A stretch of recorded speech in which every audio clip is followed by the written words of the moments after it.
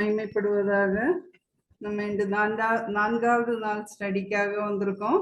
முதல் 3 நாட்கள்லையும் 2 பேதுரு அப்போஸ்தலன் எழுதின நிருபத்தில இருந்து நம்ம பல கருத்துக்களை பார்த்தோம். இயேசு கிறிஸ்துவில் வளருவது எப்படி, கிறிஸ்துவ அறிகிற அறிவில வளரணும், கள்ள போதகர்கள் தன் வருகைக்காக நம்ம ஆயத்தப்படுத்துவது. இன்னைக்கு முற்றிலும் மாறுபட்டதான ஒரு லெட்டரை பார்க்க போறோம்.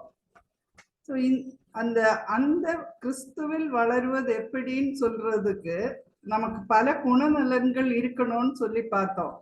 அதுல இருக்கக்கூடிய குணநலன்களை இன்னும் கொஞ்சம் விரிவுபடுத்தி நம்ம பார்க்கறது இங்க பவுல் அப்போஸ்தலன் எழுதின பிலேமோன் நிருபத்துல நம்ம பார்க்க முடியுது. பவுல் அப்போஸ்தலன் இந்த நிருபத்தை அவருடைய நிருபங்கள் நம்ம 13 நிருபங்கள் பவுல் அப்போஸ்தலன் எழுதினாருன்னு பார்க்கிறோம். அந்த 13 நிருபங்கள்லயும் பிலேமோன் உண்டு.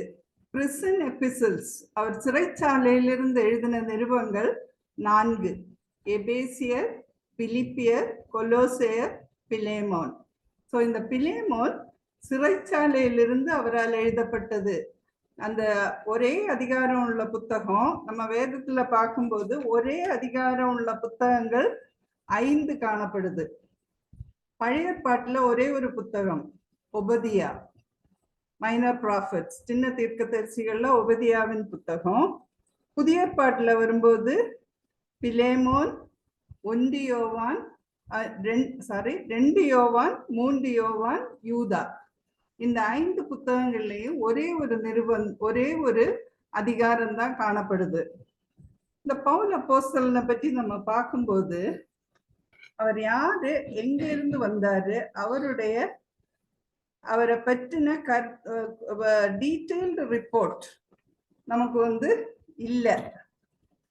முதல்ல அவர் எங்க அறிமுகப்படுத்தப்படுறாருன்னா, ஸ்தேவான கல்லறியும் போது வாலிபனா அவருடைய துணியை வச்சிட்டு இருந்தாருன்னு சொல்றதும் நம்ம பார்க்கிறோம். அப்போஸ்தலர் 7வது அதிகாரம் 48வது வசனத்துல அதை பார்க்கிறோம்.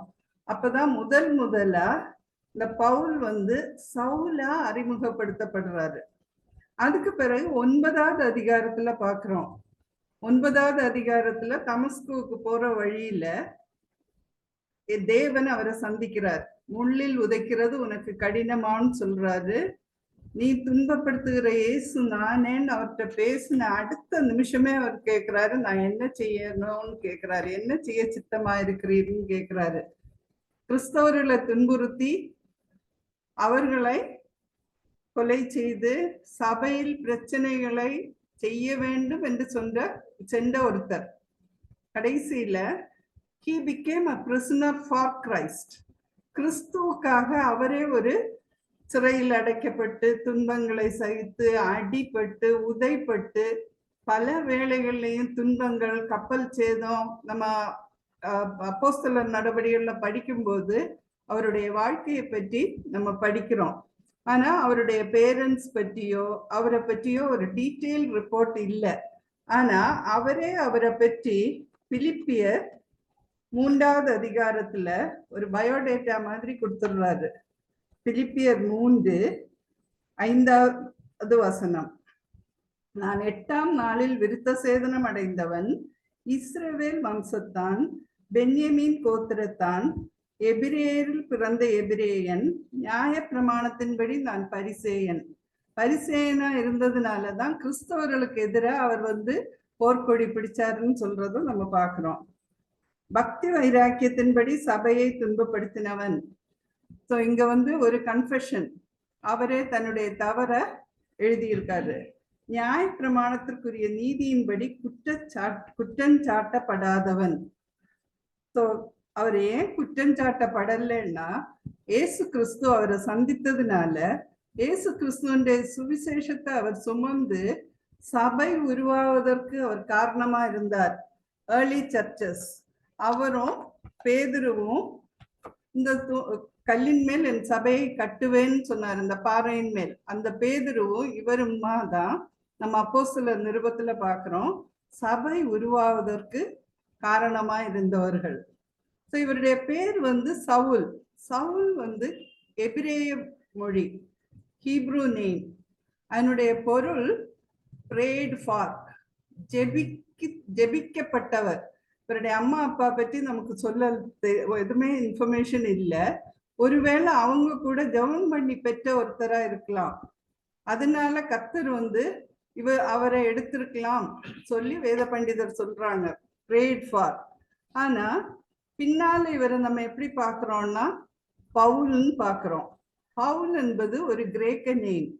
நம்ம யூசுவலா சொல்லும்போது என்ன சொல்றோம், சவுல் பவுலாக மாற்றப்பட்டாருன்னு சொல்றோம். சவுல் பவுலாக மாற்றப்படல, பேதுருவுக்கு சீமோனாகிய பேதுருன்னு பார்க்கிறோம். அந்த சீமோனை பேதுருன்னு அழைத்தவர் இயேசு. அப்படியும் இவர் அழைக்கப்படல. ஆனா அப்போஸ்தலர் நடபடிகள் 13வது அதிகாரம் 9வது வசனத்துல பார்க்கிறோம். 13:9 அந்த இடத்துல இருந்து இவர் பேர் பவுல் என்று கூறப்படுகிறது. அது இட்ஸ் a கிரீக் நேம். அதனுடைய பொருள் என்னன்னா ஸ்மால் ஆர் ஹம்பிள். இயேசு கிறிஸ்துவ அவர் வாழ்க்கையில சந்திச்சதுக்கு அப்புறம் அவருக்குள்ள ஒரு தாழ்மை, அவர் கிறிஸ்துவனுடைய அடிமைன்னு சொல்றத வாழ்க்கையில நல்லா புரிஞ்சுட்டு தன்னுடைய பேர் கிரேக்க மொழியில பவுல் என்று அழைக்கப்பட்டார். அது எதுக்காகனா புறமதஸ்தவர்கள் மத்தியில் அவர் முதல்ல யூதர்களுக்குள்ள வேலை பார்த்தாரு, மினிஸ்ட்ரி பண்ணாரு. அப்புறம் மாற்று சமாரியர்கள் மற்றவர்கள் மத்தியில் அவர் ஊழியத்தை செய்யும் போது அவர் ஃபார் அன் ஐடென்டிஃபிகேஷன், அவங்களோட அவர் ஒத்து போறதுக்காக அந்த பேரை பவுலன் மாற்றப்பட்டது, மினிஸ்ட்ரிக்காக அவர் அதை செய்தாருன்னு சொல்றத பார்க்கிறோம். Then by profession he was a tent maker. அந்த ஊழியத்திலையும் பல மைல்கள் டிராவல் பண்ணும்போது கூட அவர் தன்னுடைய தொழிலை செய்தாரு. அதை செய்து வருகிற பணத்துல சாப்பிடணும்னு சொன்னாரு. ஸோ வேலை செய்யாம சாப்பிடலாகாதுன்னு பார்க்குறோம். அதை இன்னைக்கு அதெல்லாம் நமக்கு மாறி போச்சு, நம்முடைய பிரின்சிபிள்ஸை மாறிட்டு. ஸோ அந்த மாதிரி கடைசி வரைக்கும் வேதத்தின்படி அதனுடைய கருத்துக்களின்படி வாழ்ந்தவர் அவரு. ஸோ ஒரு டென் மேக்கர். அவருடைய குடும்ப வாழ்க்கையை பற்றியும் நமக்கு எந்த அக்கௌண்டும் இல்லை. ஆனா அவருடைய ஒரு சகோதரியை பற்றியும் ஒரு நெவியூவை பற்றியும் அப்போஸ்தலர் 13வது அதிகாரம் 16வது வசனத்துல பார்க்கிறோம். அப்போஸ்தலர் 13:16 அவர் கூடாரத்தை தொழில் செய்தவர்னு சொல்றது அப்போஸ்தலர் 18:13 பார்க்கிறோம். ஸோ இவரால் எழுதப்பட்டதுதான் இந்த லெட்டர். இது ஒரு முற்றிலும் மாறுபட்ட ஒரு லெட்டரா காணப்படுது. அவர் எழுதின 13 எபிசல்ஸ்லயும் இந்த 13ஆவதா நம்ம வேதத்துல தரப்பட்டிருக்கு. ஆனா இது அதுக்கு முன்னாலே அவர் எழுதினதுன்னு சொல்ற கருத்து இருக்குது. டேட் 62 இருந்து 64 AD வரைக்கும் உள்ள காலத்துல அவர் எப்பவாவது எழுதி இருக்கலாம்னு சொல்லப்படுது. ஸோ இவர் யாருக்கு எழுதுறாருன்னா இத ஒரு ஸ்லேவ் ஓனருக்கு எழுதுறாரு, பிலேமோன். அந்த பேர்ல தான் இந்த நிருபம் அறியப்படுது. He was a believer in Colossae. கொலோசே பட்டணத்துல உள்ள ஒரு பிலீவர், ஒரு விசுவாசி. அவருடைய அதுல அவர் சொல்லும் போது என்ன சொல்றாரு, to Philemon a slave owner, a believer in Colossae, then அப்பியா சகோதரி அவர் சிஸ்டர்னு சொல்றாரு. ஆனா வேத பண்டிதர்கள் அவங்கள பிலேமோனுடைய மனைவியா இருக்கலாம் சொல்றாங்க. முதல்ல ஆரம்பிக்கும் போது இயேசு கிறிஸ்துவ நிமித்தம் கட்டப்பட்டவனாயிருக்கிற பவுலும் சகோதரனாகிய தீமோத்தேயும் எங்களுக்கு பிரியமுள்ளவனும் உடன் வேலையாளுமாய் இருக்கிற பிலேமோனுக்கும் பிரியமுள்ள அப்பியாளுக்கும் எங்கள் உடன் போர் சேவகனாகிய அர்க்கிப்புக்கும், அர்க்கிப்பு அவருடைய பையன் சொல்றாங்க. ஸோ ஒரு ஃபேமிலிக்கு எழுதுறாரு இந்த லெட்டரை. எதுக்காகன்னு சொன்னா அதனுடைய பேக்ரவுண்ட் என்னன்னா, பேக்ரவுண்ட் நம்ம எல்லாருக்கும் தெரியும்.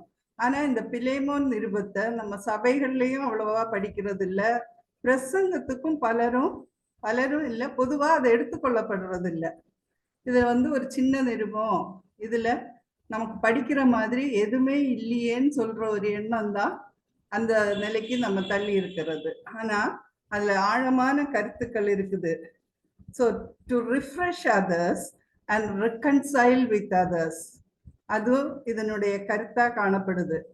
ஸோ அவங்கள உயிர்ப்பித்து அவங்கள புதுப்பிச்சு ஒப்புரவாக்குதல்னு சொல்ற ஒரு கருத்தை நம்ம இங்க பாக்குறோம்.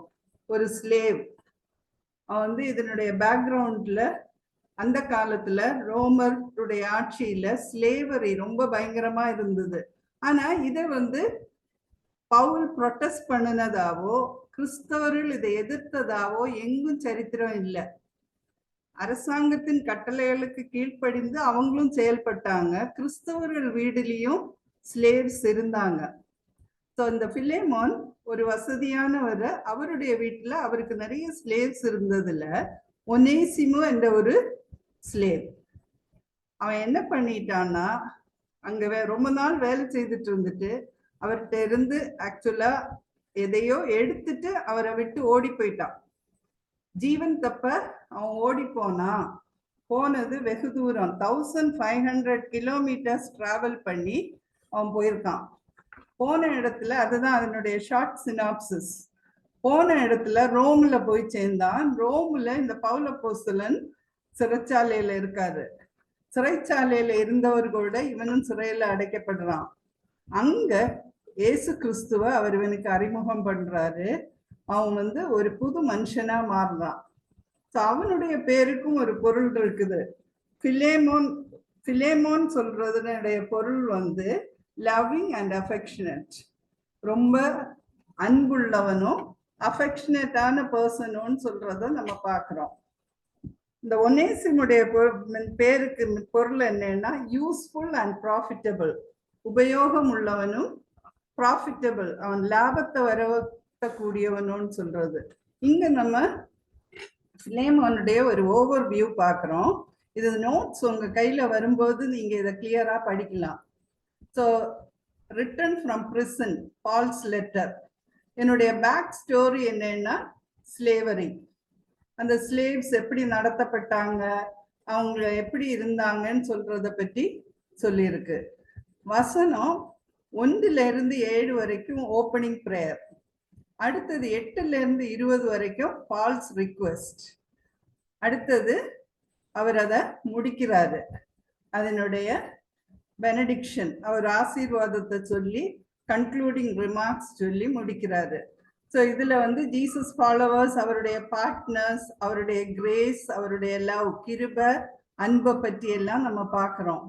இன்னும் ஒரு காரியம் இதுல இந்த பிலேமோனுக்கு எழுதின லெட்டர்ல நம்ம பார்க்கறது என்னன்னா, ஜீசஸை பற்றியோ அவருடைய மரணம் பற்றியோ உயிர்த்தெழுதல் பற்றியோ ரட்சிப்பை பற்றியோ ஒரு வார்த்தை கூட இந்த பிலேமோன் நிருபத்துல கிடையாது. இதே மாதிரி எஸ்தர் புத்தகத்துல நம்ம பார்க்கும்போது அங்க கர்த்தருன்னு சொல்றதோ அந்த மாதிரி தேவன் சொல்ற வார்த்தையோ பழைய பாட்டுல இல்லை.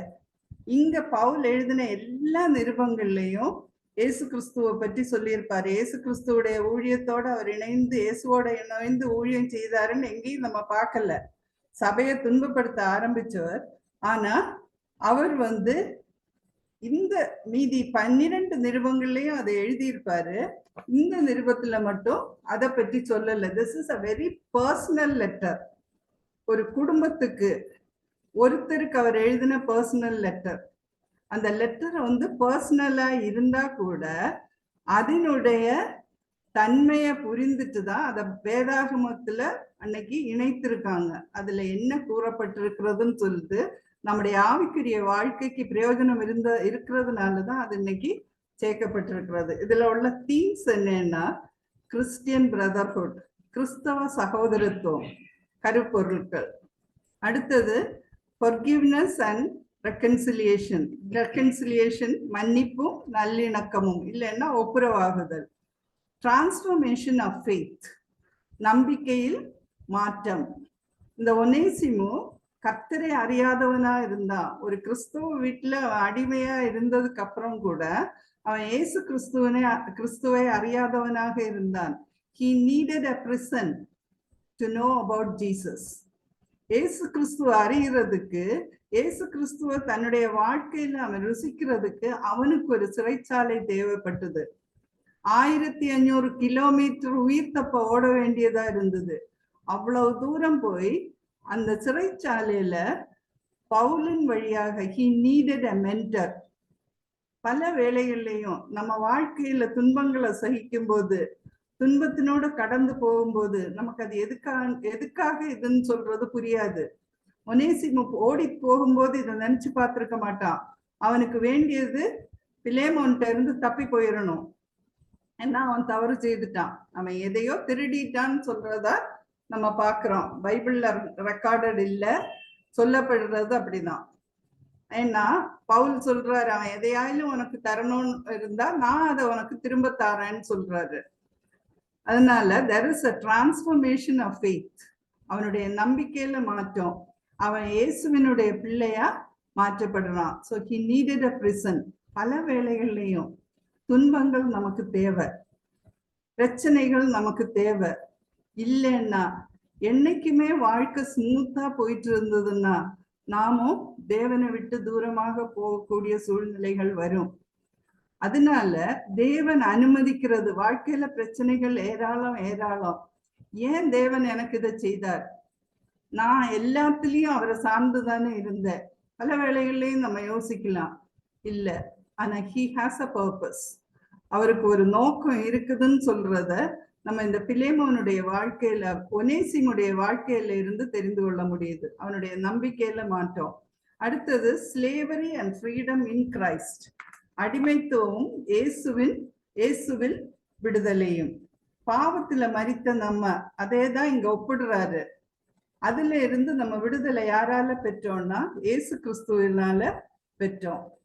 லாஸ்ட்ல இன்டர்செஷன் அண்ட் அப்பீல், பரிந்து பேசுறாரு. பவுல் பிலேமோன்ட்ட பரிந்து கேட்கிறாரு. அவர் தன்னுடைய அதிகாரத்தை யூஸ் பண்ணி இருக்கலாம். வசனத்தை நம்ம படிக்கும் போது அவருடைய அதிகாரத்தை யூஸ் பண்ணி இருக்கலாம். இல்ல, he is making an appeal. He didn't use his authority. அவர் ஒரு பெரிய அப்போஸ்தலன். இதே பிலேமோனை கர்த்தருக்குள்ள வழி நடத்தினவர் அவர். அவருக்கு கட்டளையிட முடியும், ஆனா அவர் கட்டளையிடல, அவர் அப்பீல் பண்றாரு, முறையிடுறாரு. நீ உனக்கு அவனை சேர்த்துக்கொள்ளுன்னு சொல்லி கேட்கிறாரு. ஸோ இதுதான் இதனுடைய தீமா தரப்பட்டிருக்கு. அடுத்தது கடிதத்தின் நோக்கம், இனிஷியேட்டிவ். ஸோ இந்த பிலேமோன்ட்ட இந்த ஸ்லேவ், இந்த அடிமை அவன் வரும் முன்னால அவன் ஒரு ஆப்பிரிக்கன் சொல்லப்படுது. அன்று ரோமருடைய ஆட்சியில ஆப்பிரிக்கால இருந்து மக்களை கொண்டு அடிமைகளா வச்சிருந்தாங்க. அவனுக்கு ஒனேசிமோன்னு சொல்ற பேர் இங்கு தரப்பட்டதுன்றும், அவன் அதுக்கு முன்னால ஆம்ஸ்ட்ராங் கலுவா சொல்ற பேர்ல தான் அவன் அறியப்பட்டிருக்கான். ஸோ அவன் இந்த ஒனேசிமுல் என்ற பேர் வேதாகமத்துல, இந்த புதிய பாட்டுல 2 இடங்கள்ல தான் நம்ம பாக்குறோம். ஒண்ணு கொலோசையர் 4:9 பாக்குறோம். கொலோசையர் 4:9, ட்ரூத்ஃபுல் அண்ட் லவ்விங், உண்மையும் அன்புமான சகோதரன் அங்க சொல்றாரு. பவுல் கொலோசையருக்கு எழுதின நிருபம், அந்த கொலோசையருக்கு எழுதின நிருபமும் இந்த பிலேமோனுக்கு எழுதின நிருபமும் ஒரே டைம்ல எழுதி இருக்கலாம்னு கூறப்படுது. அதுல தீமோத்தேயுடைய பேரை சேர்த்திருக்காரு. ஏன்னா ஜெயில இருக்கும்போது பவுல் டிக்டேட் பண்ணி தீமோத்தேயுனால எழுதப்பட்டதா இருக்கலாம்னு சொல்லப்படுது. அவர் இங்க சொல்லும் போது என்ன சொல்றாருன்னா, இந்த வசனத்துல 6வது வசனம் 8வது வசனத்துல பாக்குறோம், பவுலாகிய நான் முதிர் வயதுள்ளவனாகவும் இயேசு கிறிஸ்துவ நிமித்தம் இப்பொழுது கட்டப்பட்டவன். முதிர் வயதுன்னு சொல்றாரு. அப்ப அதை வேத பண்டிதர்கள் என்ன குறிக்கிறாங்கன்னா, he was just in his late 50s and early 60s. 50 வயதுக்கு 50க்கும் 60க்கும் இடையில, இல்ல 60 அதுக்கு மேல ஆரம்பத்துல இருந்திருக்கலாம். ஆனா அந்த நாட்கள்ல, இன்னைக்கு அதையும் கடந்து நம்ம பலரும் இருக்கோம். ஆனா அவர் என்ன சொல்றாரு, அந்த வயசுல அவர் முதிர் வயதுள்ளவன் அவரை குறிப்பிடுறாரு. இன்னொன்னு, இயேசு கிறிஸ்துவ நிமித்தம் இப்போது கட்டப்பட்டவனாக இருக்கிறேன். அதாவது கிறிஸ்துவ நிமித்தம் துன்பங்களை சகிக்கும் போது, அரசாங்கத்தால, கவர்மெண்டால நம்ம துன்பங்களை சகிக்கும் போது நம்ம யாரை பிளேம் பண்றோம்? கவர்மெண்ட் தான் பிளேம் பண்றோம். பீப்புள் ஹூ அட்டாக்ட் அஸ், யாரு நம்ம எதிர்த்தாங்களோ அவங்கள பிளேம் பண்றோம். ஆனா இந்த 25 வசனத்துக்குள்ள 4 இடத்துல அவர் சொல்றாரு, இயேசுவின் நிமித்தம் கட்டப்பட்டவன். இயேசுவின் நிமித்தம் அவர் ஏன் கட்டப்பட்டாரு? இயேசுவை பின்தொடர்ந்து அவருடைய சுவிசேஷத்தை அறிவித்ததுனால அவருக்காக கட்டப்பட்டேன்னு சொல்றாரு.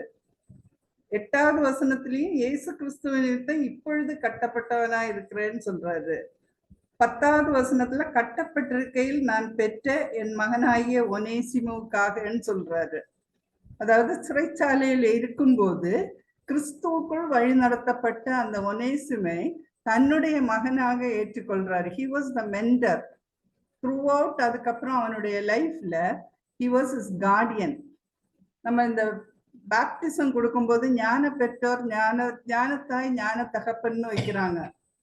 ஸோ அந்த காலத்துல எல்லாம் அது இல்லாம ஞான ஸ்நானமே இல்லை. ஆனா இப்போ அதெல்லாம் மாறி போச்சு பல இடங்கள்லையும். அந்த ஞான பெற்றோருடைய கடமை என்ன? They are to be the mentors of this child. அப்பா அம்மாவுக்கு பிறகு இந்த பிள்ளைகளை கர்த்தருக்குள்ள வழி நடத்துவதுக்குள்ளும் அவர்களை தவறான பாதையில செல்லாம பாக்குறதும் இந்த ஞான பெற்றோருடைய பொறுப்பு. நம்மள பலரும் ஞான பெற்றோரா இருந்திருக்கலாம். இன்னைக்கு நமக்கு நினைவு இருக்குதா அந்த குழந்தை எங்க இருக்குது, என்ன செய்துட்டு இருக்குது? He would have been a grown up person. பெரியவரா இருக்கலாம். நம்ம ஞான பெற்றோரா இருந்தோம்னா இருக்கிறோம்னா we have a responsibility. We are the mentors for that child. அது தேவன் நமக்கு தார ஒரு பொறுப்பு. அந்த ஃபேமிலிக்கு ரிலேட்டட் ஆனதுனால, ஃப்ரெண்ட் ஆனதுனால கூட போய் நிக்கிறோம்னு சொல்றது இல்ல. அந்த குழந்தைக்காக அனுதினம் ஜெபிக்க வேண்டியது, அந்த குழந்தைய தேவனுக்குள் நம்மால முடிஞ்ச வரைக்கும் வழி நடத்த வேண்டியது நமது பொறுப்பு. So we are to be mentors for others. நம்ம இயூல பொறுத்த வரைக்கும் இவாஞ்சலிக்கல் யூனியன்ல மென்டர்ஸ்ன்னு சொல்றது ரொம்ப கேர்ஃபுல்லா அவங்க அதை மெயின்டைன் பண்றாங்க. ஒரு 2 குழந்தைகள், 2 சில்ட்ரன், 2 பாய்ஸ் ஆர் 2 கேர்ள்ஸ ஒருத்தர் அடாப்ட் பண்ண மாதிரி அவங்கள கைட் பண்ணிட்டே இருப்பாங்க கிறிஸ்துவுக்குள்ள வளர்றதுக்கு. அதே தான் இங்கேயும் பவுல் சிறைச்சாலையில செய்து தன்னுடைய குமாரன் சொல்லி இவனை ஒனேசிமை ஏற்றுக்கொள்றார். ஸோ இந்த கடிதத்தின் நோக்கம் initiate a positive relationship and his runaway slave. So ஓடி போன அடிமைய தன்னுடைய எஜமானனோட ஒன்று சேர்க்கிறது தான் இந்த கடிதத்தின் நோக்கம். ஸோ எஜமானனுக்கும் தப்பிப்போன அடிமைக்கும் இடையே நேர்மறை உறவை ஏற்படுத்துதல். அடுத்தது சேஞ்ச்டு ரிலேஷன்ஷிப். அடிமையா இருந்தவன் திரும்ப அடிமையா போகல. திரும்ப நம்ம அந்த கடிதத்துல தொடர்ந்து படிக்கும்போது மாஸ்டர் ஸ்லேவ்னு சொல்ற ரிலேஷன்ஷிப் மாறி சகோதரன் சகோதரன் சொல்ற நிலைமைக்கு கொண்டு விடுறாரு. ஸோ இந்த அடிமை ஸ்லேவை பற்றியும் எஜமானும் வேலைக்காரனை பற்றியும் நம்ம இந்த இடங்கள்ல எல்லாம் படிக்கிறோம். 1 கொரிந்தியர் 7:20-24, எபேசியர் 5:9, கொலோசியர் நோட்ஸ் வரும்போது இந்த வசனத்தை வச்சு படிங்க. அடுத்தது ஒன் இன் கிரைஸ்ட். கிறிஸ்துவுக்குள்ள நாம் எல்லாம் ஒன்றுன்னு சொல்றாரு. கலாத்தியர் 3:28-29 வசனத்துல நம்ம இதை பார்க்கிறோம். கிறிஸ்துவுக்குள்ள அனைவரும் ஒன்று, நாம் ஒன்று போல் நடத்தப்படணும்னு சொல்றாரு. சோ கிறிஸ்துவுக்குள்ள நம்ம யாருன்னு சொல்றத கலாத்தியர் 3வது அதிகாரம் 28-29 யூதன் என்றும் கிரேக்கன் என்றும் இல்லை, அடிமை என்றும் சுயாதீனன் என்றும் இல்லை, ஆண் என்றும் பெண் என்றும் இல்லை, நீங்கள் எல்லாரும் கிறிஸ்து இயேசுவுக்குள் ஒன்றாயிருக்கிறீர்கள். நீங்கள் கிறிஸ்துவின் உடையவர்களானால் ஆபிரகாமின் சந்ததியாராயும் வாக்குத்தத்தத்தின்படி சுதந்திரராயும் இருக்கிறீர்கள். சோ நம்ம யாரு? கிறிஸ்துவுக்குள் சகோதரர்கள். இன்னைக்கு நமக்குள்ள பிலீவர்ஸுக்குள்ள, விசுவாசிகளுக்குள்ள, ரட்சிக்கப்பட்ட நமக்குள்ளே எவ்வளவோ வேறுபாடுகள். அது வேண்டான்னு சொல்றாரு. அதை இந்த கடிதத்தில இருந்து நம்ம பார்க்கிறோம். அடுத்து அதுக்கு முன்னாலேயும் 26வது வசனத்திலேயும் கலாத்தியர் 3:26, நீங்கள் எல்லாரும் கிறிஸ்து இயேசுவை பற்றும் விசுவாசத்தினாலே தேவனுடைய புத்திரராய் இருக்கிறீர்கள். We are the children of God. தேவனுடைய புத்திரர், ஆபிரகாமின் சந்ததி, உடன்படிக்கையின் வாக்குத்தத்தத்தின்படி சுதந்திரர். அப்படி இருக்கும்போது அடிமையும் இல்ல, சுயாதீனனும் இல்ல, மாஸ்டர் ஸ்லேவ்னு சொல்றதே இல்ல. இத போக்குறதுக்கு தான் இயேசுவானவர் உலகத்துக்கு வந்தாரு. அடுத்தது இதுல நம்ம என்ன, இதனுடைய நோக்கம் என்னன்னா, teaching on forgiveness and godly relationship. So மன்னிப்பும் தேவ உறவு ஆகிய போதனைகள்ல நம்ம இதுல பார்க்க முடியும். அதுதான் இந்த கடிதத்தின் நோக்கம். So running away from problems won't solve them. இங்க அவன் வந்து பெரிய ஒரு பிரச்சனையில இருந்து ஓடி போறான். அது வந்து அவனுக்கு ஒரு தீர்வா ஆகாது. ஆனா அதுக்கு பின்னால அவனுடைய வாழ்க்கையில நடைபெறுகிற நிகழ்ச்சிகள் அவனுடைய வாழ்க்கையே மாற்றிடுது. அடுத்தது அவுட்லைன் ஆஃப் தி எபிசோட். இப்போ 1-3 வரை பார்க்கும்போது appreciation and praise for Philemon. பிலேமோனை பாராட்டுறாரு. he is a family man, குடும்ப தலைவன். he is a faithful man, ஒரு விசுவாசி. he is a fruitful man, அவன் கனி தருபவன். பேதுரு எழுதும்போது எழுதினாரு, ஒரு விசுவாசியுடைய வாழ்க்கை கனித்தாரதா இருக்கணும். அவன் கிறிஸ்துவுக்குள்ள வளரலைன்னா, அந்த தெய்வீக தன்மை அவனுக்குள்ள இல்லைன்னா, தெய்வீக சுபாவம் இல்லைன்னா அவன் கனியற்ற செடியா இருப்பான்னு சொல்றாரு, கனி தரமாட்டான்னு சொல்றாரு. இங்க இவன் ஒரு விசுவாசியா இருந்ததுனால அவன் கனி தருபவனா இருந்தான். ஸோ 1-7 வசனங்களை அவரை பாராட்டுறதும் புகழ்ச்சியும். அடுத்தது அப்பீல் அண்ட் ப்ளீ ஃபார் ஒனேசிமஸ். 8-17 வரைக்கும் ஒனேசிமுக்காக முறையிடுறாரு.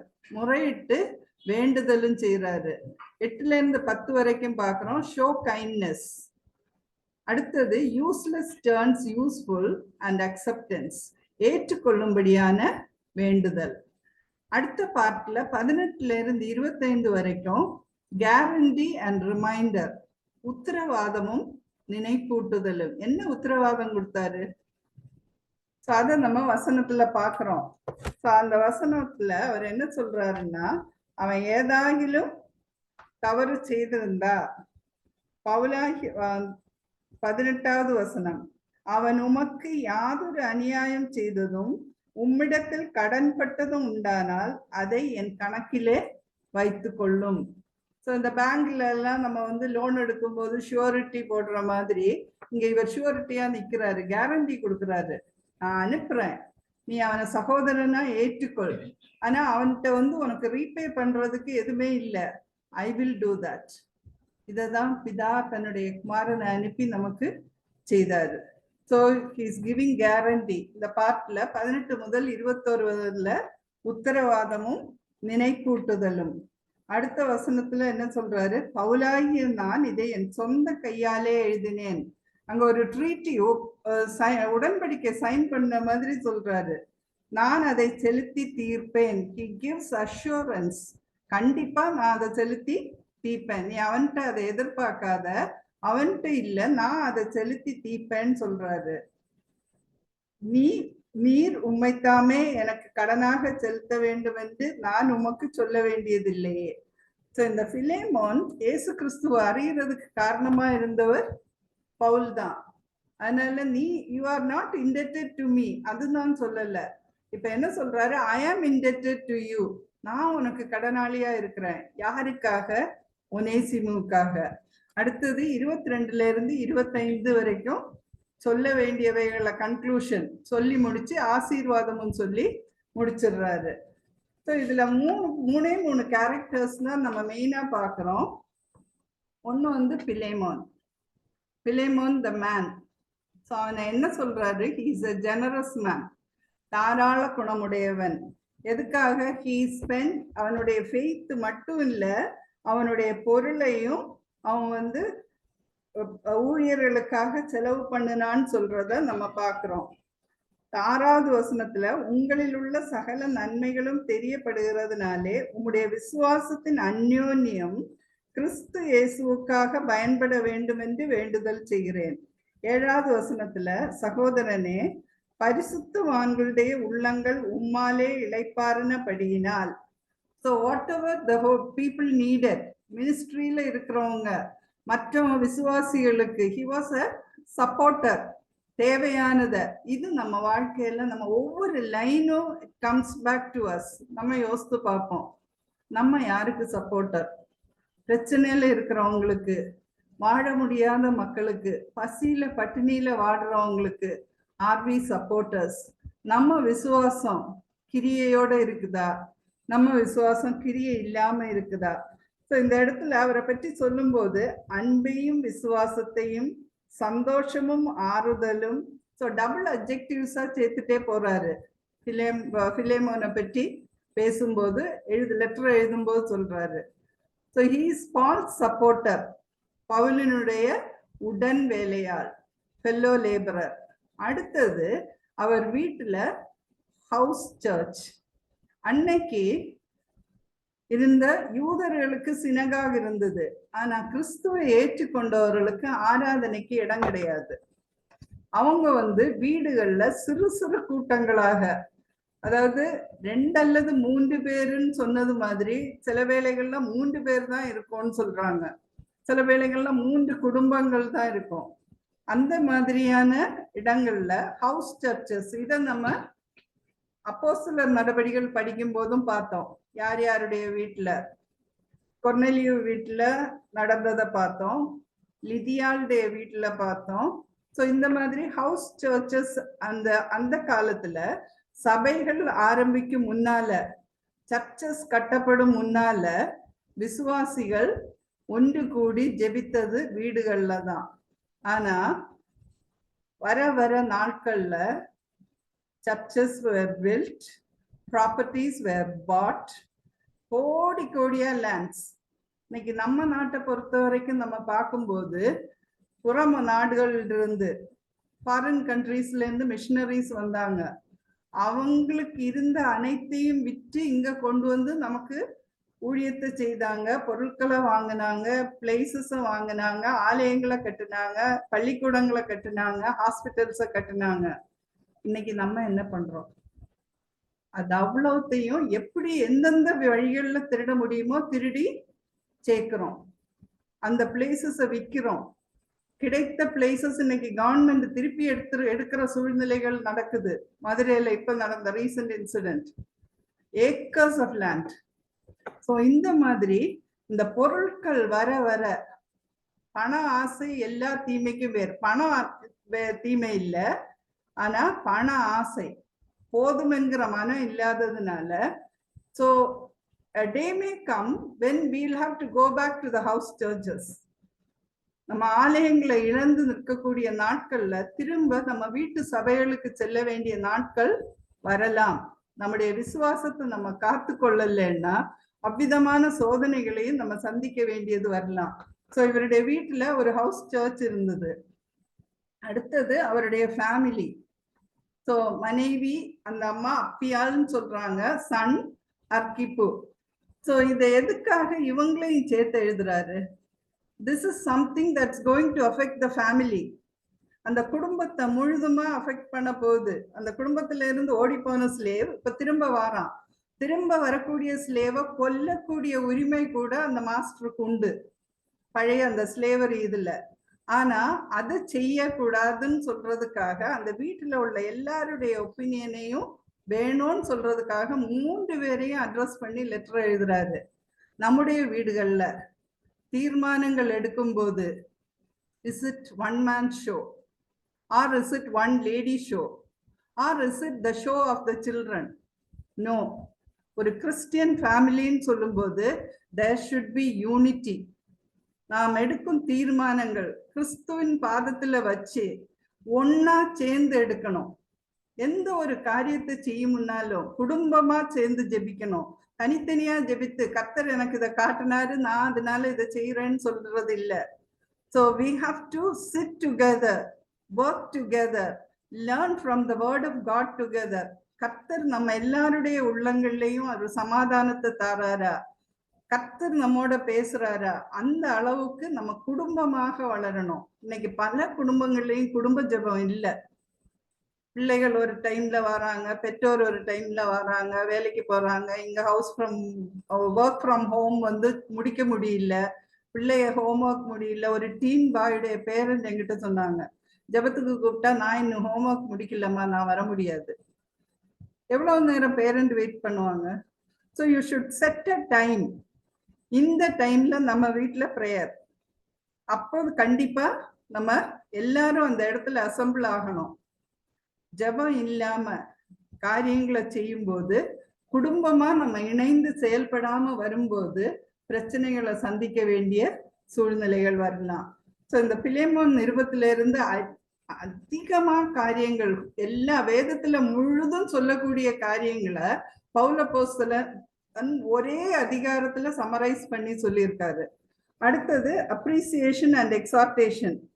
ஸோ இவருடைய ஃபெய்த்தை பற்றி பிரைஸ் பண்றாரு. செயின்ட்ஸ் கிட்ட, எல்லா பரிசுத்தவான்கள்ட்ட அவர் காட்டின அன்பை பற்றி பிரைஸ் பண்றாரு. ரிஃப்ரெஷ் பண்ண, அவங்க ஹார்ட்ஸை ரிஃப்ரெஷ் பண்ணது, பரிசுத்தவான்களின் உள்ளத்தை இழைப்பார பண்ணவர்னு சொல்றாரு. Sharing his faith and finance. Then full understanding of everything in Christ. கிறிஸ்துவுக்குள்ள எல்லாத்தையும் புரிந்து அவர் செயல்பட்டாருன்னு சொல்றத எழுதுறாரு. அடுத்தது இங்க மெசேஜ் ஆஃப் ரிடம்ஷனை பார்க்கிறோம். பிதா தன்னுடைய மகனை பூமிக்கு அனுப்புறாரு. எதுக்காகன்னா பாவிகளான நம்ம மீட்பதற்காக. ஸோ இதுல மீடியேட்டருடைய பொசிஷன் தான் ரொம்ப கஷ்டம். ஸோ மீடியேட்டர் யாரு? ஏசு கிறிஸ்து. இங்க பவுல் மீடியேட்டர். ஓனர் யாரு? பிலேமோன். அவர் தான் father God. Lord Jesus is the mediator, father God. Philemon. Slave யாரு? You and me. நானும் நீங்களும் ஸ்லேவ்ஸ். எதுக்கு நம்ம ஸ்லேவ்ஸ்னா, அன்னைக்கு பிலேமோனுக்கு அடிமையா இருந்தா ஒனேசிமு. நம்ம எல்லாம் பாவத்துக்கு அடிமைகள் ஆனவர்கள். என் தாய் என்னை பாவத்தில் கற்பந்தரித்தாள்னு சொல்லி தாவீது ராஜா சொல்றாரு. இந்த பாவம் ஏதேன் தோட்டத்துல ஆரம்பமான பாவம் வழி வழியா ஜெனரேஷனா அந்த உலகம் அழிக்கப்பட்டதுக்கு அப்புறமும் கூட அழிக்கப்படாம தொடர்ந்து வந்துட்டு இருக்குது. ஸோ இதுக்குரிய வசனங்களையும் பார்க்கிறோம். நான் துர்க்குணத்தில் உருவானேன், என் தாய் என்னை பாவத்தில் கற்பந்தரித்தாள். ஸோ இதுல இருந்தெல்லாம் நம்ம விடுதலை பெறணும்னா we need a mediator. அதுக்காக தான் பிதா தன்னுடைய குமாரனை அனுப்பினாரு. ஸோ இந்த அதிகாரத்துல டைரக்டா இயேசு கிறிஸ்துவனுடைய பேரோ அவருடைய ரிடம்ஷன் ஒர்க்கோ அவருடைய ரிசரக்ஷனோ மென்ஷன் பண்ணப்படலைன்னா கூட அந்த கருத்து அப்படியே அங்க இருக்குது. ஸோ அந்த ஒனேசிமுடைய ஸ்டோரியை விட அதுல இருந்து நம்ம படிக்கிற பாடங்கள் தான் நம்ம இப்ப பார்த்து இன்னைக்கு முடிக்க போறோம். So he's the mediator. பாவத்துல இருந்து நம்ம மீட்டு பிதாவோட ஒன்று சேர்க்க பவுல் எப்படி ஒனேசிமுக்காக பரிந்து பேசுகிறாரோ அதே மாதிரி அவர் இன்னைக்கு நம்ம பிதாவின் இடத்துல பரிந்து பேசுகிறார். நம்ம தவறுகள் செய்யும் போது, பிரச்சனைகள்ல நம்ம நிற்கும் போது பிதாவின் இடத்துல கேட்கிறாரு, இன்னும் 1 வருஷம் வேண்டாம், கோடரியானது மரங்களின் வேறருகே வைக்கப்பட்டிருக்கிறது, வெட்டப்பட வேண்டிய நாம், உலகத்திலிருந்து என்னைக்கோ எடுக்கப்பட வேண்டிய நாம் இன்னைக்கு இங்க இருக்கிறோம்னா இட்ஸ் பை கிரேஸ், அவருடைய இன்டர்செஷன். நமக்காக அவர் பிதாவிண்டத்துல பரிந்து பேசிட்டு இருக்காரு. இன்னும் கொஞ்ச நாள் போட்டோம், என் பிள்ளை திருந்துவான், அவன் மனம் மாறி உமக்காக நிற்பான் சொல்லி அவர் பரிந்து பேசுறத நம்ம பார்க்கிறோம். இத நம்ம இங்க பார்க்க முடியுது. சோ மார்ட்டின் லூதர்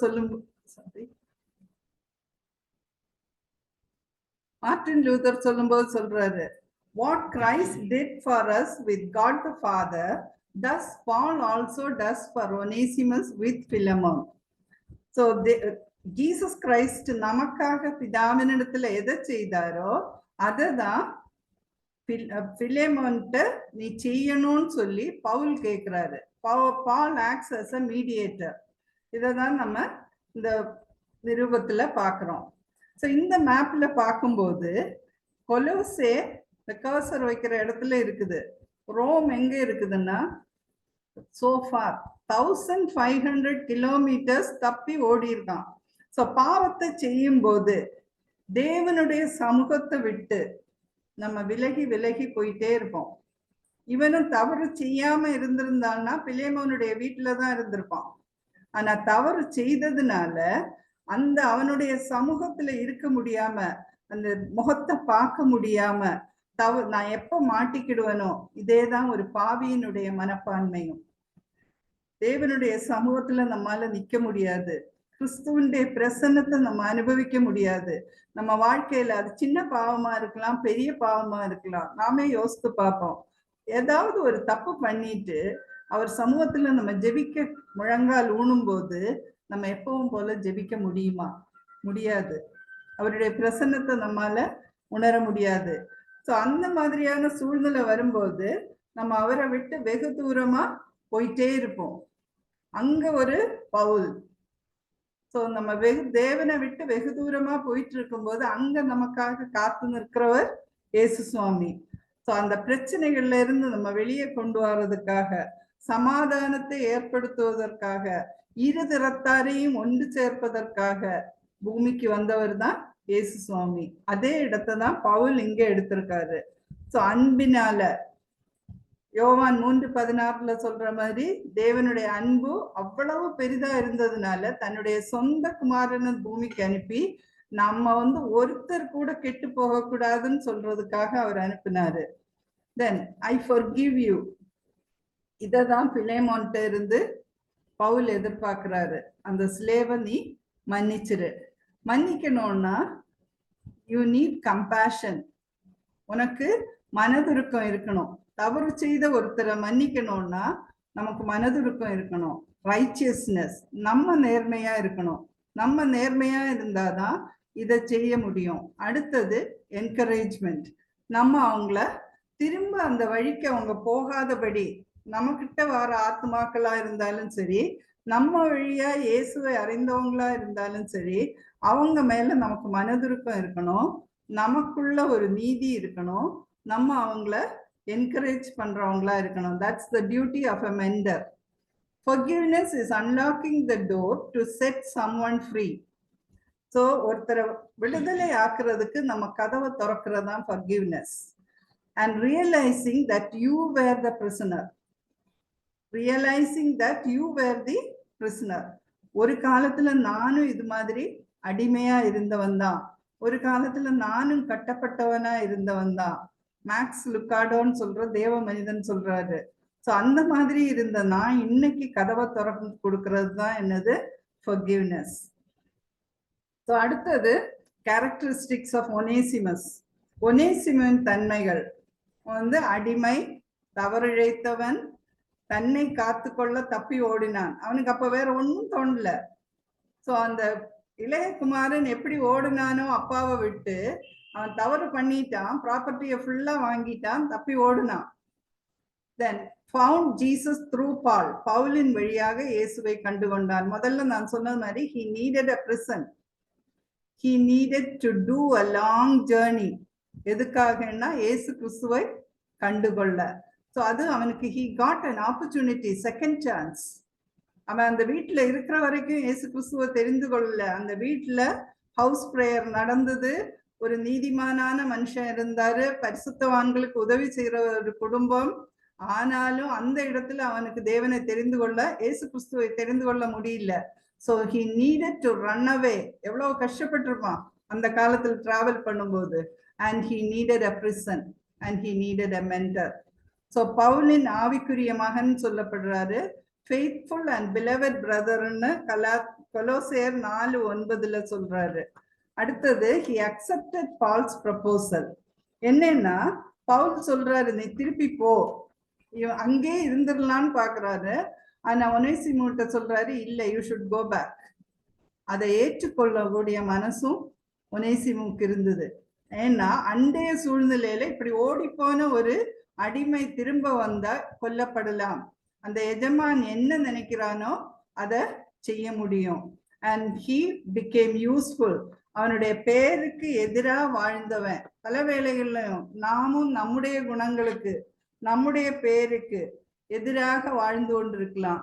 ஆனா அதுக்கு காரணமா நம்ம வாழணும்னு தேவன் விரும்புறார். 11வது வசனத்துல பாக்குறோம், முன்னே அவன் உமக்கு பிரயோஜனம் இல்லாதவன், இப்பொழுதோ உமக்கும் எனக்கும் பிரயோஜனம் உள்ளவன்.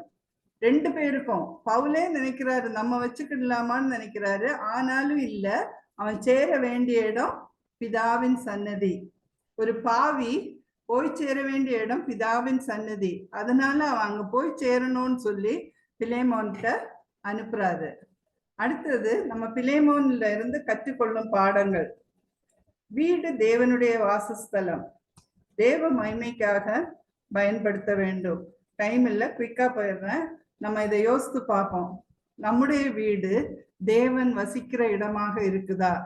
தேவன் நம்மோட இடைப்படுறாரா? தேவனுக்கு செலுத்த வேண்டிய மகிமை நம்ம வீட்டுல இருந்து செலுத்தப்படுதா? துதி ஸ்தோத்திரங்கள் ஏறெடுக்கப்படுதா? யோசித்து பார்ப்போம். Then should pray for one another. Paul சொல்றாரு, ஜெபங்களில் நினைப்பூட்டி. ஸோ நம்ம வந்து ஜெபத்துல ஒருவரை ஒருவர் தாங்குறோமா? Then faith should be a blessing to others. நம்ம விசுவாசம் மற்றவங்களுக்கு ஆசீர்வாதமா இருக்கணும். நம்ம டிராவல் பண்ணிட்டே இருக்கோம், திடீர்னு ஒருத்தர் நமக்கு முன்பின் அறிமுகமானவங்க நம்மோட டிராவல் பண்ணுவாங்க. They will share their feelings. அவங்களுடைய டிஃபிகல்டிஸை நம்ம கிட்ட ஷேர் பண்ணுவாங்க. எதனால? So that gives them that impression that you will listen to them and you will give them something. நமக்கிட்ட இருந்து எதையோ ஒண்ணு எதிர்பார்க்கிறாங்க. ஏசோப்பா பிள்ளைகள்கிட்ட உலகம் எதிர்பார்க்கிறது நிச்சயம். நமக்கிட்ட இருந்து அவங்களுக்கு எது கிடைக்கும்னு பாக்குறாங்க. நம்ம விசுவாசம் நம்ம முகத்துல ரிஃப்ளெக்ட் ஆகணும், நம்ம வாழ்க்கையில ரிஃப்ளெக்ட் ஆகணும், அதுக்கப்புறமா நம்ம வாயில ரிஃப்ளெக்ட் ஆகணும். நம்ம கிட்ட வாரவங்களுக்கு are we able to give that? Then appeal to others in love. அதிகாரத்தோட கேட்க முடியும் பவுலால, ஆனா அவர் அன்பினால பேசுறாரு. அன்பினால இதை செய்யுன்னு சொல்லி பிலேமோன்ட்ட அவர் கெஞ்ச வேண்டிய தேவையே இல்லை. ஆனா on behalf of one soul, ஒரே ஒரு ஒனேசிமுக்காக பிலேமோன்ட்ட கெஞ்சுறாரு. இதுதான் நமக்கு ஏசோப்பாவும் செய்திருக்கும் காரியம். Reflect Jesus and encourage to reflect Jesus. நாமும் இயேசுவை பிரதிபலிப்போம். இதுதான் நம்ம பேதுரு 2 பேதுருவிலையும் முதல் அதிகாரத்துல பார்த்தோம். Let us reflect Jesus. நமக்குள்ள அவருடைய குணங்கள் இருக்குதா? மற்றவங்களுக்குள்ள அந்த குணங்கள் காணப்பட நம்ம அவங்கள என்கரேஜ் பண்ணுவோம். Let us be mentors. Then freedom and equality should be promoted. எல்லாருக்குள்ளேயும் சபையில வரும்போதும். ரீசெண்டா ஒரு சின்ன வீடியோ வாட்ஸ்அப்ல வந்ததுதான். ஒரு பிச்சை எடுத்துட்டு இருக்கிறவர் ஆலயத்துக்குள்ள வராரு. ஆலயத்துக்குள்ள நீங்களும் பார்த்திருக்கலாம். வரும்போது அந்த போதகர் அவரை பார்த்த உடனே போதகருக்கு சந்தோஷம். ஆனா அந்த செக்ரட்டரி ஒரு லேடி உள்ள வராங்க. இவன் வெளியே போனாதான் நான் உள்ள வருவேன்னு சொல்றாங்க. போதகரால ஒன்னும் பண்ண முடியல. போகும்போது அவர் தன்னுடைய பைபிளை கொடுத்து அனுப்புறாரு. அவன் வந்து they were living in gutters, ஒரு group of beggars, homelessன்னு சொல்றாங்க. அமெரிக்கா, இங்கிலாந்து போன கண்ட்ரிகள்ல ஹோம்லெஸ் பீப்புள் அவங்க அங்க தங்கிட்டு இருக்காங்க. அங்க போயிட்டு இன்னைக்கு எங்களுக்கு என்ன கொண்டு வந்தீங்க, நீங்க சர்ச்சுக்கு போனீங்களேன்னு கேக்குறாங்க. எதுவுமே கிடைக்கல, ஆனா இந்த ஒரே ஒரு புத்தகம் எனக்கு கிடைச்சதுன்னு சொல்லி தம்முடைய வேதத்தை, குருவானவர் கொடுத்த வேதத்தை பார்க்கிறாரு. அன்னைக்கு சர்வீஸ் முடிச்சாரு. குருவானவர் இந்த இவர் வந்து வாசல்ல உட்கார்ந்து பிச்சை எடுக்கிறதுக்கு இருக்காரு. ஆராதனை முடிச்சுட்டு போறவங்களும் இவரை திட்டிகிட்டே போறாங்க. இவ்வளவு நாட்டத்தோட இங்க வந்து உட்கார்ந்து இருக்குதியே, ஆலய வாசல்ல இருக்காதுன்னு. அதெல்லாம் முடிச்சு அவங்க போனதுக்கு அப்புறம் இந்த ஆள் கிளம்பி போறாரு. குருவானவர் பின்னாலே போறாரு. போய் இவங்க இருக்கிற இடத்த பாக்குறாரு. அந்த இடத்த பார்க்கும்போது அங்க இவர் போன உடனே எதுவுமே இல்லைன்னு சொல்லி வேதத்தை திறந்து வசனத்தை படிக்கிறாரு. அவங்கள்ட்ட சொல்றாரு. அங்க நடந்த எதையுமே இவர் சொல்லல. குருவானவர் திருப்பி வர்றாரு. அடுத்த சண்டே ஹி கிவ்ஸ் அ கால். இந்த மாதிரி உணவு இல்லாதவங்களுக்கு, ஆடை இல்லாதவங்களுக்கு கான்ட்ரிபியூட் பண்ணுங்கன்னு நல்லா கான்ட்ரிபியூட் பண்ணிட்டாங்க. இவர் எல்லாம் வாங்கி கொண்டு போய் அவங்களுக்கு கொடுத்துட்டாரு. அதுக்கு அடுத்த சண்டே அவ்வளவு பேரையும் கோயிலுக்கு வர வச்சுட்டாரு. வந்து பாக்குறாங்க, இங்க பெரிய கூட்டம் ஆல்ரெடி இருக்குது. அதே செக்ரட்டரி அம்மா. ஸோ அப்ப வந்து ஏன் இந்த மாதிரி பண்ணீங்க, ஏன் இந்த பீப்புள் எப்படி இங்க வந்தாங்க, நாங்க கொடுத்த ட்ரெஸ் எல்லாம் இங்க இருக்குதுன்னா pastor explains the whole thing. அப்போ வந்து ஸோ ஹி ரிஃப்ளெக்டட் ஜீசஸ். அதனால ஒரு group of people came to know Jesus. அவரை ஏற்றுக்கொண்டாங்க. சபையில மாற்றம் வந்தது. இதை தான் தேவன் நம்ம கிட்ட எதிர்பார்க்கிறாரு. Freedom and equality should be promoted. Forgive like Jesus. ஏசுப்பா மன்னிக்கிறது போல மன்னிக்கும் தன்மை நமக்குள்ளேயும் காணப்படணும். Be a guarantor, be a part. தேவையானால் உத்தரவாதத்தையும் நம்ம ஏற்கணும். விசுவாச சமூகத்தோடு ஒருங்கிணைந்து வாழ்வோம். மற்றவர்களை ஆசீர்வதிப்போம், ஆசீர்வாதமாய் இருப்போம். இன்னும் நம்ம மனசுல வைக்க வேண்டிய ஒரு சில காரியங்கள், God uses praying people and interceding for others. நாமும் மற்றவங்களுக்காக ஜெபிக்கணும், அவங்களுக்காக பரிந்து பேசணும்னு சொல்றத தேவன் நம்ம கிட்ட எதிர்பார்க்கிறார். God uses praying people. Then praying should precede ministry and service. இங்க நம்ம பிலேமோன் நிருபத்துல பார்க்கும்போது பவுல் தன்னுடைய லெட்டர் எழுதும் முன்னாலே அவங்களுக்காக ஜெபம் பண்றாரு, அவங்களுடைய சர்வீஸ அப்ரிஷியேட் பண்றாரு. அதுக்கப்புறம் தான் அவர் என்ன நோக்கத்தை செய்ய வேணுமோ அதை செய்யறாரு. Then faith should be demonstrated in service. நம்ம ஊழியங்களை செய்யும் முன்னால அதுக்காக நம்ம எவ்வளவு நேரம் ஜெபிக்கிறோம், நம்ம மற்றவங்களுக்கு உதவி செய்யறோமா? இப்ப ஷாலோ மினிஸ்ட்ரியை பொறுத்த வரைக்கும் நான் பழகின அந்த நாள்ல இருந்து பல வருடங்களுக்கு முன்னால தெரியும், ஆஃப்டர் அ லாங் கேப் திரும்ப பழகினதுக்கு அப்புறம் மேல நடக்க போற கேம்புக்கு டிசம்பர்ல இருந்தே ஜெபம் பண்ண ஆரம்பிச்சிட்டாங்க. So it's a real blessing. கண்டிப்பா இந்த கேம்புகள் ஆசீர்வாதமா இருக்கும். ஒரு கேம்ப் முடியுதுன்னா அந்த கேம்புக்கான தேவைகள் ஏராளம். பிள்ளைகள் வர வேண்டிய பிள்ளைகளுக்காக அந்த பேரண்ட்ஸை கான்டாக்ட் பண்றாங்க, பேரண்ட்ஸோட ஒரு ஒன் டே ப்ரேயர் போகுது. தென் லீடர்ஸோட பல நாட்கள் ஜெபம். இதனால்தான் அக்கா அடிக்கடி சொல்றது நம்ம 2x2 ப்ரேயர்னு சொல்லி, ஜெபத்தின் வல்லமைய மினிஸ்ட்ரியில உணர்ந்ததுனால this is what God is also expecting. Praying should precede ministry. எந்த ஒரு ஊழியத்தை செய்த முன்னாலேயும், நம்ம வாழ்க்கையில எந்த ஒரு காரியத்தை செய்யும் முன்னாலேயும் தேவனுடைய பாதத்துல இருப்போம். So and service. Then faith should be demonstrated in service. கிரியைகள் இல்லாத விசுவாசம் செத்ததுன்னு சொல்லி யாக்கோபு சொல்றாரு. ஸோ நம்முடைய விசுவாசம் மற்றவர்களுக்கு உதவி செய்யறதுல, என்னுடைய வாழ்க்கையில அது நம்ம வெளிப்படுத்தணும். Do not do anything at the expense of others. மற்றவங்களை வஞ்சிச்சு, மற்றவங்களுடைய எக்ஸ்பென்ஸ்ல அவங்கள துன்பப்படுத்தி அதுல எதையுமே செய்ய வேண்டாம்.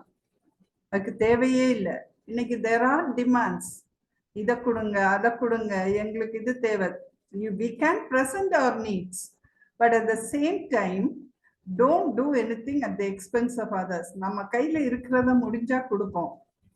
தென் கொடுக்கறத நம்ம கிரட்ஜிங் இல்லாம கொடுக்கணும். Do not pressurize. மற்றவங்களை ப்ரெஷரைஸ் பண்ணக்கூடாது. இது நம்ம ஊழியத்திலையும் தெரியணும், நம்ம வாழ்க்கையிலையும் தெரியணும். நம்ம கையில எவ்வளவு இருக்குதோ அதை வச்சு செலவு பண்ணுவோம். Don't pressurize others, whether it may be our family members.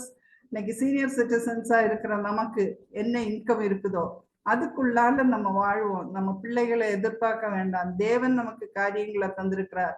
பிள்ளைகளை எதிர்பார்த்து பிள்ளைகளிடத்துல இருந்து கிடைக்கும் போதும் அதை we have to spend very carefully. அவங்க மனம் கோணாம அவங்களையும் சந்தோஷப்படுத்துறதுக்கு தகுந்தபடி நம்ம வாழ்க்கையை அமைப்போம். அதுக்கு தேவன் நமக்கு கிருபையை தாரதுக்கு ஜெபிப்போம். Then separation, God is in control, working out for something better. ஒனேசிமோ பிலேமோன்ட்ட இருந்து தப்பி ஓடி போறான். இந்த separation God is in control, ஒரு நோக்கத்தோட செய்யப்படுது. இவ்வளவு தூரம் ஓடி போனதுனால, அங்க போய் ஜெயில போனதுனால ஏசப்பாவுடைய பிள்ளையா அவன் மாறினான். திரும்ப இங்க வாரான். அடிமையா இருந்தவன் அவகாசியா மாறுறான். ஒரு உரிமையோட இந்த வீட்டுக்கு திருப்பி அனுப்பப்படுறான். ஸோ நம்ம வாழ்க்கையிலும் பல வேளைகள்லையும் செப்பரேஷன்ஸ், நம்ம ஒருத்தரை விட்டு ஒருத்தர் பிரிகிற நாட்கள். தென் நம்ம பிள்ளைய பல இடங்களுக்கு வேலைக்கு போகும்போது we feel so sad about it. இத்தனை வருஷமா நம்மோட இருந்தவங்க இப்ப போயிட்டாங்க. இல்ல but God is in control. He knows. அதை நம்ம வாழ்க்கையில அனுமதிச்சாருன்னா he knows what to do. அதுக்கு பின்னால அவருடைய நோக்கம் இருக்கும். எரேமியா 29:11 சொல்லி இருக்கிறபடி அவருடைய திட்டங்களே வேற. ஸோ இதை வாழ்க்கையில இருந்து சப்ஸ்டான்ஷியேட் பண்ண முடியும், டைம் இல்லை. Then delay or denial, best is yet to come. நம்ம விழித்திருப்போம், நம்ம அவருடைய கரத்துல நோக்கி இருப்போம். நம்ம தெரிந்தெடுக்கப்பட்டவர்கள், அவருடைய பிள்ளைகள். சில ஜபங்களுக்கு நமக்கு பதில் கிடைக்காம இருக்கலாம், சில ஜபங்கள் தாமதிக்கப்படலாம். ஆனா best is yet to come. நன்மையானது நம்ம பெறப்போகிற நாட்கள் இருக்குது. ஸோ இந்த ஒனேசிமுக்கு இந்த பிரச்சனைகளோட வந்ததுனால கடைசியில அவன் நன்மையான ஒரு இடத்துல திரும்ப வந்து அவ சுதந்திரவாளியா தங்குனான்னு பாக்குறோம். So even the darkest night will end when the sun shines. வாழ்க்கையில எவ்வளவு பெரிய பிரச்சனையா இருந்தாலும் அது முடிவுக்கு வரும். ஸோ அந்த darkest night will end when the sun shines. சூரிய உதயம் வரும்போது அந்த இருட்டு மாறி போகும். ஸோ விடிவெள்ளியாகி இயேசு நம் உள்ளங்கள்ல உதிக்கும் போது, வேத வசனம் நம் உள்ளங்கள்ல வரும்போது நம்ம வந்து அவரை ஏற்றுக்கொண்டு அவருடையவர்களாக மாறும்போது நம்ம வாழ்க்கையில உள்ள பிரச்சனைகள் துன்பங்கள் மாறுவதற்கு தேவன் நமக்கு கிருபையை தருவார். He looks for availability and not ability. அவர் வந்து நம்ம அவருக்கு கொடுக்கறதுக்கு நம்ம எதிர்பார்க்கிறார். நம்ம எபிலிட்டி, நமக்கு என்ன திறமை இருக்குது. ஃபிஷர்மேன் மீன் பிடிக்கிறவனை கூப்பிடும்போது அவர் திறமையை பார்க்கல, ஆயக்காரனை கூப்பிடும்போது அவர் திறமையை பார்க்கல. He looks for availability. அவர் நம்ம அழைக்கும் போது அவர் பின்னால போறதுக்கு நம்ம ஆயத்தமா. அன்னைக்கு ஒனேசிமும் பவுல் சொன்னதுக்கு கீழ்ப்படிந்ததுனால அவன் வாழ்க்கையில ஆசீர்வாதத்தை பெற்றான். அதே மாதிரி இயேசுப்பா நம்முடைய கரத்துல தந்திருக்கிற வேதத்தின் கற்பனைகளுக்கு நம்ம கீழ்ப்படியும் போது, அந்த வேதத்தின் படி நடக்கும் போது, கள்ள போதகர்களுக்கு எச்சரிக்கையா இருந்து கள்ள தீர்க்கதரிசிகளை பின்பற்றாம வேத வசனத்துல சொல்லி இருக்கிறத நம்ம முடிந்த வரைக்கும் பின்பற்றி பரிசுத்த ஆவியானவரின் துணையோடு நம்ம செல்லும் போது அவர் நமக்கு மேலானவைகளை செய்வார். Best is yet to come. அவருடைய வருகைக்கு நம்ம ஆயத்தப்படுத்துவார். பிலோமோன் நிருபத்தின் வழியாகவும் வருகைக்கு நம்ம ஆயத்தப்படுத்தக்கூடிய பல காரியங்களையும் அவர் நம்மோடு பகிர்ந்து கொண்டிருக்கிறார். So the need of the hour. இன்னைக்கு நம்ம செய்ய வேண்டியது, இன்னைக்கு சமாதானம் பூமியில காணப்படல, வீடுகள்ல இல்ல, குடும்பங்கள்ல இல்ல, ஆலயங்கள்ல இல்ல, சபைகள்ல இல்ல, தென் தேசத்துல இல்ல, உலகத்துல இல்ல. So there is no peace. We have to refresh others and reconcile others. நம்ம வந்து மற்றவங்களை உயிர்ப்பிப்போம், மற்றவங்களுக்கு நம்மால இயன்றதை செய்வோம். reconcile others.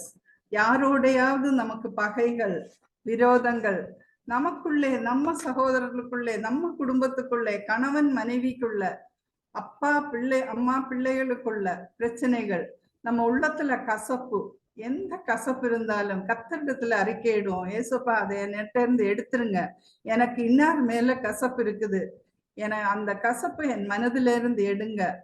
Let me reconcile with them. So ஒரு இவ்வளவு வித்தியாசமான ஒரு மாஸ்டர் அண்ட் ஸ்லேவ் ரெக்கன்சைல் ஆக முடியும்னா கணவன் மனைவியா இருக்கிற நம்மால ஏன் ரெக்கன்சைல் ஆக முடியாது? பிள்ளைகளோட என்ன ஏன் ரெக்கன்சைல் ஆக முடியாது? நம்ம பிள்ளைய தப்பு பண்ணியிருக்கலாம், but we have to reconcile with them. அவங்களுக்கு நம்ம மாதிரி காட்டி தான் ஆகணும். அந்த மாதிரி காட்டும் போது then our relation with other believers, நம்ம சர்ச்சில் வரக்கூடியவங்க, சிலர் நம்ம என்ன பண்ணிடுறோம், ஸ்டாம்ப் அடிச்சிடறோம், இவன் பாவி, இவனோட சேரவே கூடாது, நம்ம இவனோட பேசக்கூடாது. நோ, அப்படி கிடையாது. தேவன் யாரையும் புறம்பே தள்ளுகிறவர் அல்ல. எல்லாரும் பாவம் செய்து தேவ மகிமையற்றவர்களானோம். இப்பிரபஞ்சத்துக்கு உரிய ஒத்த வேஷம் தரித்தவர்களா தான் இருந்தோம். அவருடைய பிள்ளைகள் ஆனதுக்கு அப்புறம் நம்ம மார்க்கு மாறி இருக்குதா? நாமும் அப்பப்ப பின்மாறி போகலையா? நம்ம அவருடைய வாழ்க்கையில அவருடைய வசனத்துல உறுதியா நிற்கிறோமா? We have to reconcile. Our relationship with other believers is very important. அதே மாதிரி எந்த கான்ஃப்ளிக்ட் இருந்தாலும், எந்த பிரச்சனை இருந்தாலும், it cannot be solved by a fighter in between. இதுக்கு நடுவுல இன்னொரு சண்டை போடுற ஆளால அதை தீர்க்க முடியாது. பவுல மாதிரி we need a third party. அந்த தேர்ட் பார்ட்டி இஸ் ஜீசஸ். அவரை நம்ம வாழ்க்கையில நம்ம குடும்பங்கள்ல வர கேட்போம். ஸோ அவருக்கு நம்ம டைமை கொடுப்போம். நம்ம பொருட்களை முடிஞ்ச வரைக்கும் அவருக்கு தருவோம், அவருடைய ஊழியங்களுக்கு கொடுப்போம். தேவையில இருக்கிற மக்களுக்கு நம்முடைய விசுவாசத்தை வெளிப்படுத்துவோம். நாம் மாதிரியா இருப்போம். ஸோ பவுல் அப்படி ஒரு மாதிரியான வாழ்க்கை வாழ்ந்ததுனாலதான் பிலேமோன்கிட்ட கேட்க முடிஞ்சது. அந்த மாதிரியா ஒரு வாழ்க்கை இருந்தாதான் நாமும் அடுத்தவங்கள கர்த்தருக்குள்ள வழி நடத்த முடியும். அதனால நாமும் அவருக்கு ஒப்பு கொடுத்து அந்த மாதிரியான ஒரு வாழ்க்கை வாழ இந்த பிலேமோன் நிருபத்தினோட நம் வாழ்க்கையை மறுபடியும் அர்ப்பணிப்போம். நம்ம ஒப்புரவாகுவோம், தேவனிடத்துல ஒப்புரவாகுவோம், மனிதனிடத்துல ஒப்புரவாகுவோம். நாம் உலகத்தில் சமாதானத்துக்காக வேண்டிக் கொள்வோம். முதல்ல நமக்குள்ள சமாதானம், இன்னர் பீஸ் நமக்குள்ள இருந்தாதான் அதை மற்றவங்களுக்கு கொடுக்க முடியும். Unless you are filled with that peace, unless I am filled with that piece, நான் அதை மற்றவங்களுக்கு தர முடியாது. ஸோ அந்த சமாதானம், அந்த சந்தோஷம், அந்த ஒரு நம்பிக்கை, மற்றவங்களுக்குள்ள ஒரு உறுதியான விசுவாசத்தை நம்மால ஏற்படுத்த முடியணும். We should reflect Jesus and we should make others reflect Jesus. நம்ம தேவனை பிரதிபலிப்போம், மற்றவங்களையும் தேவனை பிரதிபலிக்க ஊக்கப்படுத்துவோம். ஜெபிப்போம். பரிசுத்த நிறைந்த பரம தகப்பனே, இந்த வேலைக்காக உண்மை துதிக்கிறோம், ஸ்தோத்திரிக்கிறோம், ஸ்தோத்திரிக்கிறோம். இந்த 4 நாட்களும் உடைய சத்திய வசனத்தை நாங்கள் பேச படிக்க நீர் எங்களுக்கு கிருபை அளித்தீர். அதற்காக உண்மை துதிக்கிறோம். பேதுரு நிருபத்திலிருந்து நாங்கள் உமக்குள் வளருவதை பற்றி நாங்கள் படித்தோம் ராஜா. அனுதினமும் உமக்குள் வளர நாங்கள் என்னென்ன செய்ய வேண்டும் என்பதையும் பார்த்தோம். உம்முடைய வருகைக்காகவும் எங்களை ஆயத்தப்படுத்தி கொள்ள வேண்டும், விழித்திருக்க வேண்டும் என்பதையும் நாங்கள் பார்த்தோம் ராஜா. இந்த பிலேமோன் நிருபத்திலிருந்து அந்த உம்முடைய கிறிஸ்துவுக்குள் வளரும் வாழ்க்கையில் எங்களுக்குள் காணப்பட வேண்டிய ஒரு சில சுபாவங்களை குறித்து நாங்கள் உம்மை பிரதிபலிக்கிறவர்களாக, விசுவாசத்தில் வளருகிறவர்களாக, விசுவாசத்தோடு கிரியை செய்கிறவர்களாக காணப்பட நீர் எங்களுக்கு கிருபையை தாரும். கலந்து கொண்ட ஒவ்வொருவரையும் நீர் ஆசீர்வதியும். உம்முடைய பிரசன்னம் ஒவ்வொரு இல்லங்களிலும் இருக்கட்டும் ராஜா. சமாதானம், சந்தோஷம் உம்மில் வளர கிருபைகளை நீர் எங்களுக்கு தாரும். ஒரு பிலேமோன் ஒனேசிமை ஏற்றுக்கொண்டது போல நீர் எங்களை ஏற்றுக்கொண்டீர் ராஜா. அதற்காக உம்மை துதிக்கிறோம். இயேசுப்பாவை தந்தது நிமித்தமாக எங்களை மீட்டு கொண்டீர். அதற்காக உம்மை துதிக்கிறோம். நாங்கள் பெற்றுக்கொண்ட ரட்சிப்பில் நிலைத்து நின்று உம்முடைய வருகையிலே எதிர்நோக்கி வரத்தக்கவர்களாக எங்களை ஒவ்வொருவரையும் பயன்படுத்தும். கேட்கிற வசனங்கள் எங்களுள் கிரியை செய்யட்டும் ராஜா. துதி கன மகிமை உமக்கே செலுத்துகிறோம். மீட்பர் இயேசுவின் நாமத்தில் ஜெபிக்கிறோம் நல்ல தகப்பனே. ஆமீன். ஆமீன். ஆமீன். ஆண்டவருக்கு நம்ம நன்றி செலுத்துவோம். ரொம்ப